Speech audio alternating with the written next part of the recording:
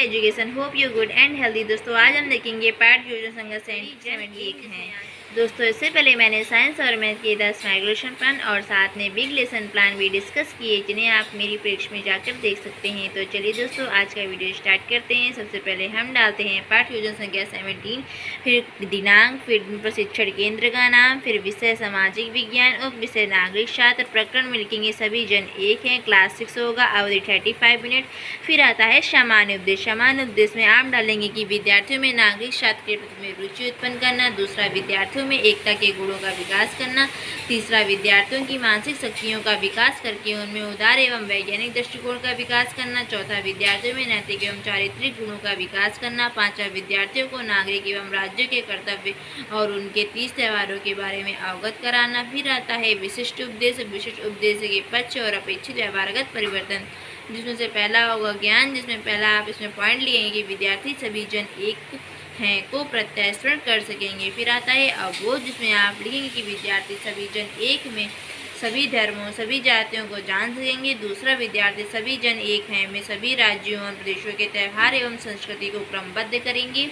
फिर आता है तीसरा अनुप्रयोग, जिसमें विद्यार्थी सभी जन एक हैं से जुड़ी जानकारी प्राप्त करेंगे। दूसरा विद्यार्थी समाज सभी जन एक हैं में पुष्टि कर सकेंगे। फिर कौशल में पहला पॉइंट होगा विद्यार्थी सभी जन एक का निरूपण करेंगे। फिर दूसरा पॉइंट विद्यार्थी सभी जन एक हैं का सूक्ष्म निरीक्षण करेंगे।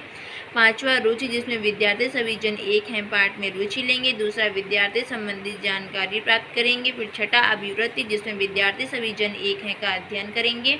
दूसरा पॉइंट विद्यार्थी सभी जन एक हैं का वैज्ञानिक मूल्यांकन करेंगे। फिर आता है सहायक सामग्री, जिसमें समस्त कक्षा उपयोगी सहायक सामग्री। फिर पूर्व ज्ञान में होगा विद्यार्थी सभी जन एक हैं से संबंधित सामान्य जानकारी रखते हैं। फिर आता है प्रस्तावना। विषय वस्तु छात्र तक प्रक्रिया में पहला क्वेश्चन होगा कि हम लोग किस देश में निवास करते हैं। विद्यार्थी अनुक्रिया में आप लिखेंगे कि भारत देश है। फिर दूसरा हो कि भारत के कुछ प्रमुख धर्मों के नाम बताइए, तो हिंदू, मुस्लिम, सिख, ईसाई आदि धर्म हैं। तीसरा हिंदू, मुस्लिम, सिख, ईसाई धर्म चारों अलग अलग धर्म होने के बावजूद किस तरह से आप इसमें रहते हैं, तो ये सभी आपस में एक होकर रहते हैं। चौथा क्वेश्चन होगा कि सभी जन एक हैं पाठ के बारे में बताते हैं।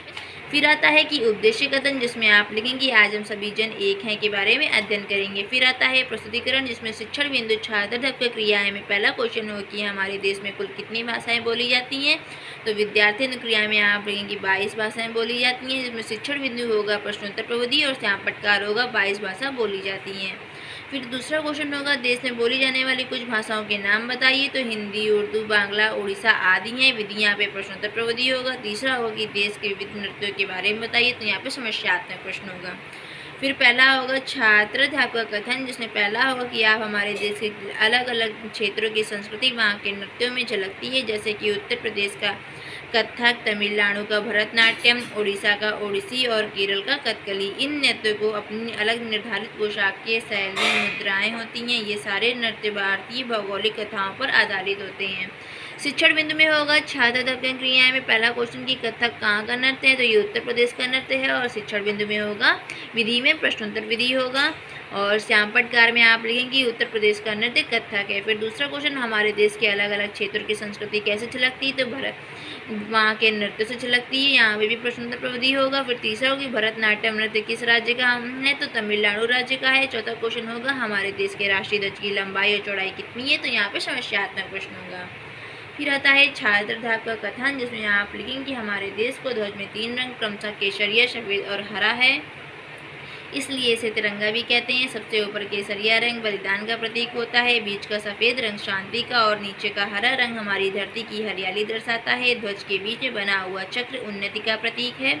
इस चक्र में 24 तीलियां हो, चौड़ाई में 3:2 का अनुपात होता है। फिर इसके बाद में आता है शिक्षण बिंदु में और छात्र तक क्रिया में पहला क्वेश्चन हो कि राष्ट्रध्वज के बीच में बना चक्र में कितनी तीलियां होती हैं, तो 24 तीलियां होती हैं। विधि यहाँ पे प्रश्नोत्तर प्रविधि होगा। श्यामपटकार में होगा कि ध्वज में 3 रंग होते हैं, जिसमें से दूसरा क्वेश्चन आप लिखेंगे कि चौड़ाई कितनी होती है, तो इसमें चौड़ाई 3:2 में होती है। विधि यहाँ पे प्रश्नोत्तर प्रविधि होगा।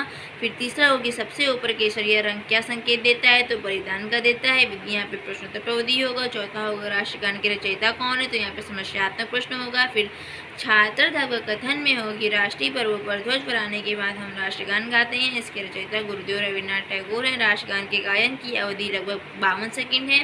बंकिम चंद्र चटर्जी ने वंदे मातरम गीत की रचना की, जिसमें जनगण मन के समान दर्जा प्राप्त है। यह गीत स्वतंत्रता संग्राम में जनगण मन का प्रेरणा स्रोत था।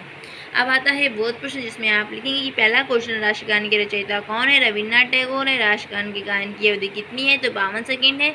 तीसरा कि राष्ट्रीय गीत वंदे मातरम किसने लिखा है? तो बंकिम चंद्र चटर्जी ने लिखा है। गृहकार में होगी डेट, क्लास, विषय, उपविषय, प्रकरण, क्लास, अवधि।